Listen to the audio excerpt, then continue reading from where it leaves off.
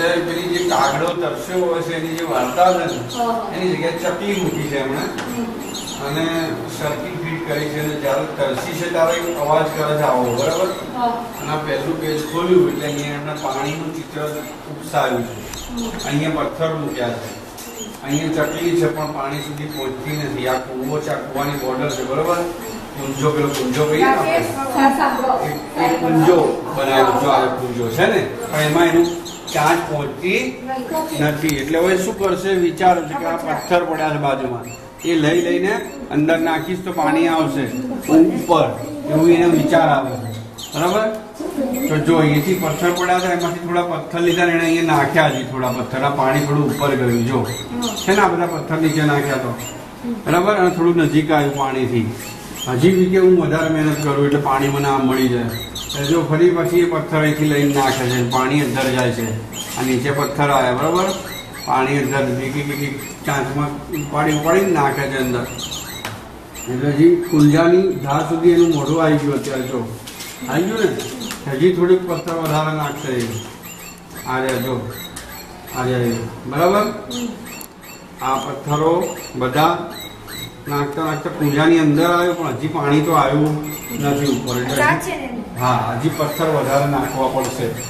એટલે બધા પથ્થર નાખી દીધા. જો આ બધા પથ્થર નાખી દીધા, પાણી આવી ગયું અધર, બરોબર. પણ હજી એની ચાંચ સુધી પહોંચ્યું નથી, બરોબર. હવે એની ચાંચ સુધી પાણી પહોંચી ગયું. જો થાય કે પીવે કોઈ વસ્તુ તો આવું બોલે ચકલી. એનો અવાજ સાંભળો તમે? આ જો બોલી ને, પેલા તરસી હતી તો આવું નતું બોલતી, પણ હવે એના મોઢામાં પાણી આવી ગયું એટલે ખુશ થઈ ગઈ, બરોબર. એટલે આ વાર્તા છે એક નાની, એના પછી તમને એ શીખવા મળે કે મહેનત કરો તો તમારા ધ્યેય સુધી તમે પહોંચી શકો. તમારે ખાવું હોય, તમારે એનિમલ તો જવું પડે ને.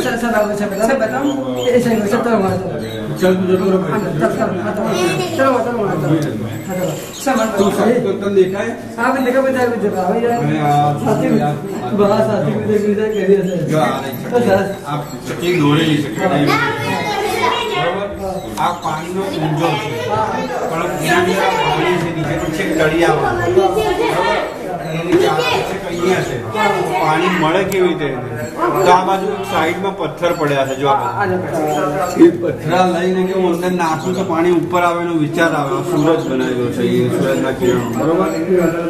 હવે પત્તું બીજું ફેરવીએ છે. આ ચોપડી છે બોલતી, બરોબર. આ અવાજ આવે છે. ચકલી હવે કોશિશ કરે, પથ્થરા ઉપાડી પાણી નાખ્યા એને નીચે. જો પાણી થોડુંક અધર ગયું, દેખાયું? હા, ચકલી હજી કુંજાથી થોડી દૂર છે, પથ્થરા નાખ્યા તો હજી બીજા પથ્થર નાખ્યું. જો બીજા પથ્થર પર આ પથ્થર બધા અંદર નાખ્યા, બરાબર.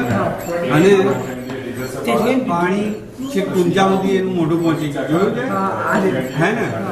હવે પથ્થર હજી વધારે નાખે છે, હજી પાણી પહોંચ્યું નથી, હજી કુંજાની અંદર છે જ આવ્યું મોઢું, બરોબર.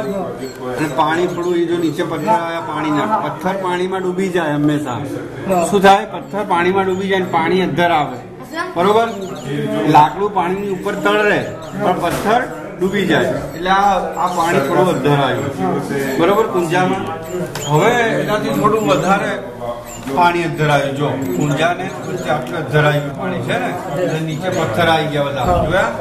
અહીંયા સાઈડમાંથી પથ્થર લેતા જાય છે, નાખે જાય છે એમ. હા, જો આ બધા પથ્થર નાખી દીધા એને, એટલે એના મોઢામાં પાણી આવી ગયું. જો અંદર ચાંચમાં પાણી આવી ગયું, ને.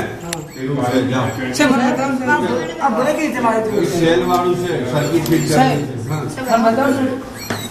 એક જણ આવે બધા હવા પંખો ચાલુ રાખો, બધા